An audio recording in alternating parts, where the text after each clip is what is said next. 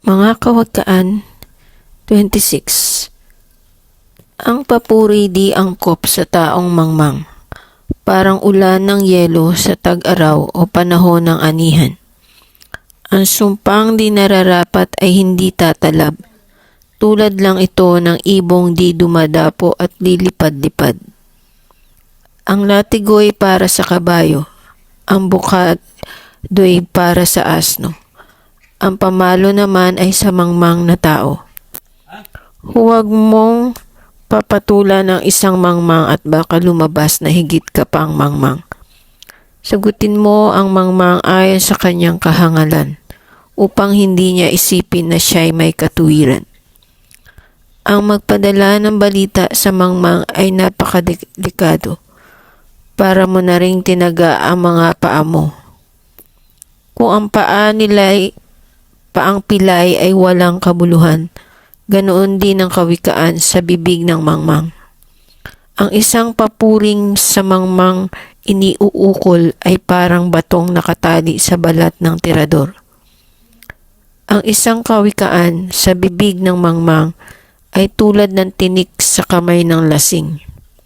Tulad ng isang namamana ng kahit na sino, ang isang taong umupa ng mangmang o lasenggo. Ang taong nananatili sa kanyang kahangalan ay tulad ng aso. Ang sariling suka ay binabalikan nito. Nakakita na ba kayo ng taong nag-aakalang siya ang pinakamatalino? Mas may pag-asa pa ang mangmang kaysa sa taong ito. Ano ang idinadahilan ng taong batugan? May leon sa daan, may leon sa lansangan. Kung paano lumalapat ang pinto sa hamba, ang batugan naman ay sa kanyang kama. Ang kamay ng tamad ay nadidikit sa pinggan, ni hindi mailapit sa bibig dahil sa katamaran. Ang palagay ng tamad, siya ay mas marunong kesa sa 7 taong wasto kung tumugon. Ang nakikisali sa gulo ay ng may gulo ay tulad ng taong dumadakma sa tainga ng aso. Ang taong nandaraya sa kasasabihing nagbibiro lang ay tulad ng baliw na naglalaro ng sandatang nakamamatay. Namamatay ang apoy kung ubos na ang kahoy.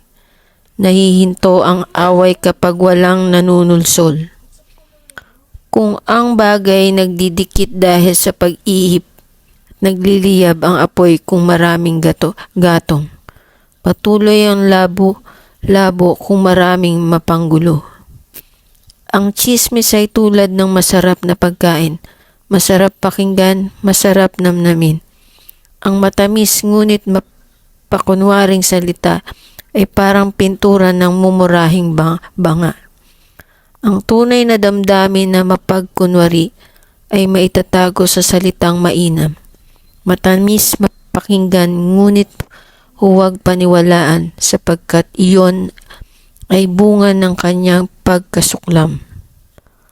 Maaaring ang galit niya ay maitago sa magandang paraan, ngunit nalalantad din sa mata ng lahat. Ang nag-uumang ng bitag ay siya ring nauhuli roon. Ang nagpapagulong ng bato ang siyang tatamaan niyon. Ang taong sinungaling ay galit sa kapwa. Ang madayang salita ay nagpapahamak sa iba.